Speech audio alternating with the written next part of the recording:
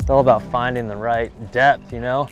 This crankbait will run down to 17, 18 feet, sometimes down to 20 on a real long cast, especially with this 7.5 foot rod, and they're feeding upwards. I mean, they're not really, although there are crawdads along the bottom, it just seems like today they're feeding upwards. And whenever that happens, whenever you start seeing them on the graph, you know, 3, 4, 5 feet off the bottom, you know, that's above drop shot range, that's above tube and jig range.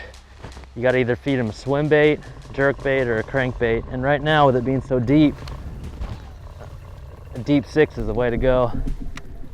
Look at that, you can see them suspended on the graph. Look at 10 feet down, right onto the boat. I mean, they're all over the graph. They're just very, very picky right now. Got to get them to react. 15 to 20 feet, perfect depth zone for the deep six. This one right here is an IU color, but since we're in perch territory up here, I just got a Sharpie and threw some perch lines on there, just a brown Sharpie. You know, whenever I'm tweaking baits or painting baits, you never want to take the marker and just start marking solid marks on there. You never want to do that. I do what's called stippling, and you basically take the marker point and just hit it with a bunch of little dots until you make a bunch of little lines right here, and it's just a good little effect, good little perch effect on that IU deep six. There's one. Oh yeah.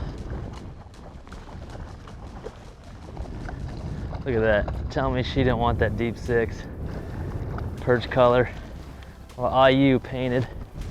I love that rod for deep cranking, man. Another nice one. Really cool.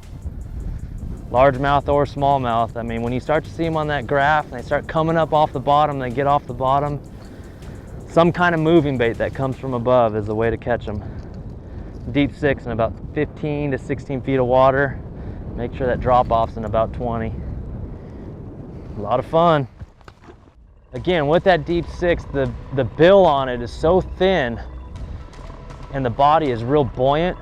It wants to float up, but that real thin bill cuts that water real nice.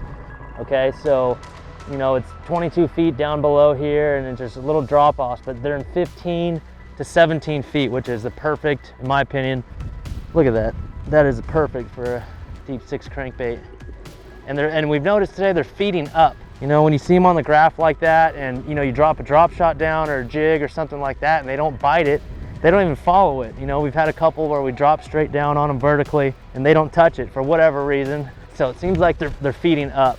You know, there's 2 times where they really feed up. That's the fall time and immediate post spawn. You know, that's when the top water and the cranking kicks in. So if I keep my boat in 20 feet of water and burn this crankbait through there, they're aggressive on it and it's a lot of fun. There's one. That's a good one. Ooh, look at that fish. That's a good one. I tell you, that F5 7.5 javelin, it's 7'5". It's graphite, but it's a real soft graphite rod.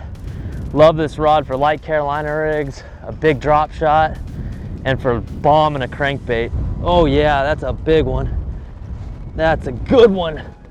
Look at the size of that one. Yeah.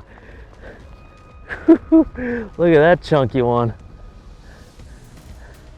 They eat that deep six crankbait. Awesome, awesome fish.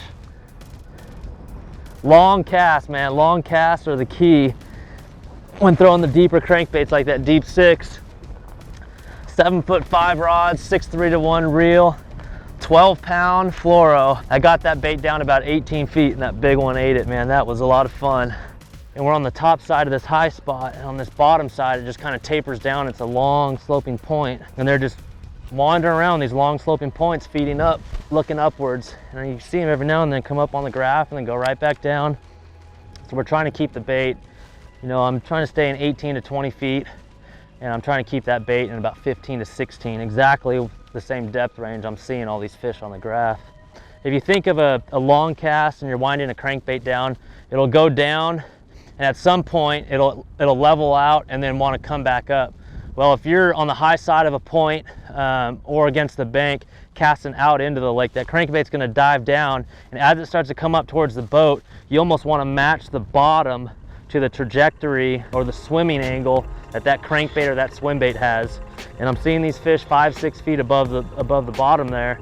So if you match that that angle with your crankbait or swim bait fishing uphill, your bait stays in the strike zone throughout the whole cast. The other thing too is, for whatever reason, smallmouth like we're fishing for today, not necessarily largemouth sometimes, but smallmouth a lot of the times.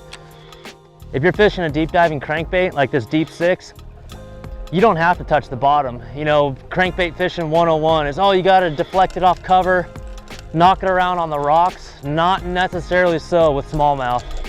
A lot of times they'll chase bait up, push it up higher in the water column. And although that big crankbait, I mean, it doesn't look like much out of the water, but inside the water, I mean, that right there, a long bill like that, it's made to be deflected off the rocks. But for whatever reason, smallmouth sometimes, they like it suspended just in the middle of the water column, like we're fishing here over 20 feet of water.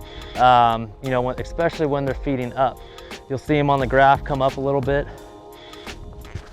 But deep diving crankbaits like this one here, you don't have to knock it off the bottom and smash it into the rocks all the time. Oh, there's one. Look at that, hit it twice.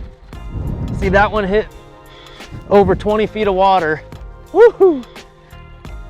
Oh, it came off. That fish hitting over 20 feet of water on about my third crank down. So you could tell the fish are suspended.